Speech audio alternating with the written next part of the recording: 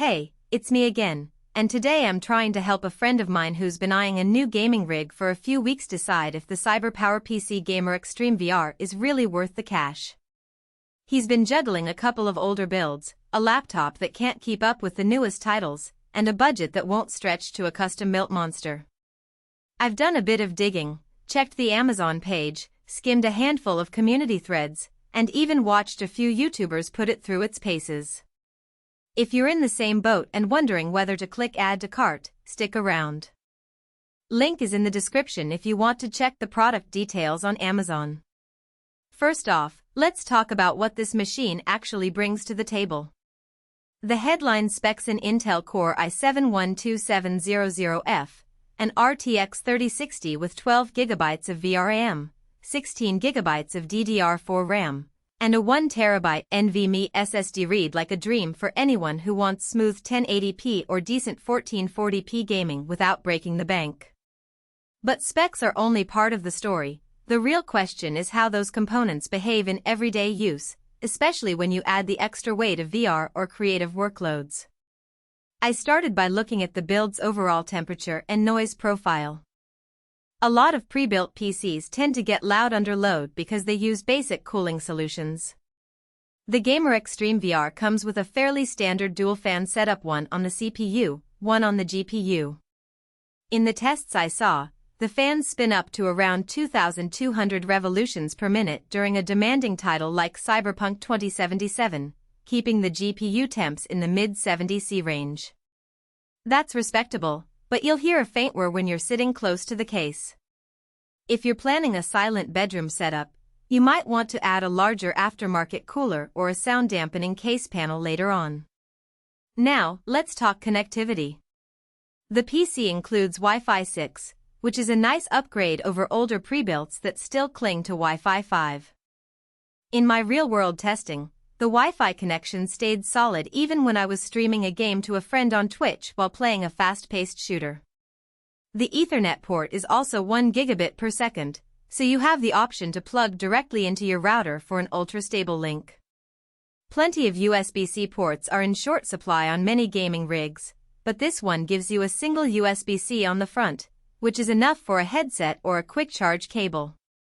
What about the OS experience? This machine ships with Windows 11 Home, which at this point is the default for most new builds. The installer includes the CyberpowerPC software hub that runs a quick health check on startup. Nothing flashy, just a way to tell you if any component is running hotter than it should. The free lifetime tech support claim is actually a nice safety net. If you ever run into driver quirks or a BIOS update issue, you can open a ticket and get help directly from the seller. That kind of support isn't always guaranteed with generic store-brand PCs. Okay, who should actually pick up this PC? If you're a competitive gamer who wants high frame rates at 1080p, this is a solid choice. The RTX 3060 will comfortably push titles like Fortnite, Valorant, and Apex Legends well above 144 Hz when paired with a decent monitor. The 16GB of RAM means you won't be swapping out to the SSD during those long gaming sessions, and the 1TB NVMe drive provides enough space for a growing library of AAA games plus a few creative apps. The i7-12700F is a non-hyper-threaded version of the 12-core lineup, but it still delivers excellent single-core performance, which translates to snappy load times and smooth UI interactions across Windows. If you're someone who also dabbles in video editing or 3D modeling, the spec sheet is tempting. The RTX 3060's 12GB of VRAM can hold moderately complex scenes, and the CPU cores are enough to render previews without stalling. However, the GPU isn't a workstation-grade quadro, so if you regularly push large render farms or need ray tracing at full 4K, you'll sooner or later feel the ceiling. In that scenario, the Xtreme VR is a great stepping stone, but you should budget for a future upgrade rather than expecting it to be a set-and-forget solution for heavy professional workloads. On the flip side, there are a few practical downsides to keep in mind. First, the power supply is a 600W unit that's not modular. That means you'll have a bundle of cables cluttering the interior, which can make future upgrades a bit messy. It's adequate for the current build, but if you ever plan to swap the RTX 3060 for RTX 3070 or 3080, you'll likely need to replace the PSU anyway. Second, the case design is more functional than flashy plain black panels and a side window that opens with a single latch.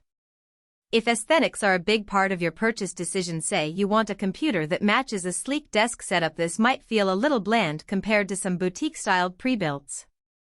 Another subtle trade-off concerns future-proofing. The motherboard is a mid-range Z690 that supports DDR4, not DDR5. While DDR4 is cheaper,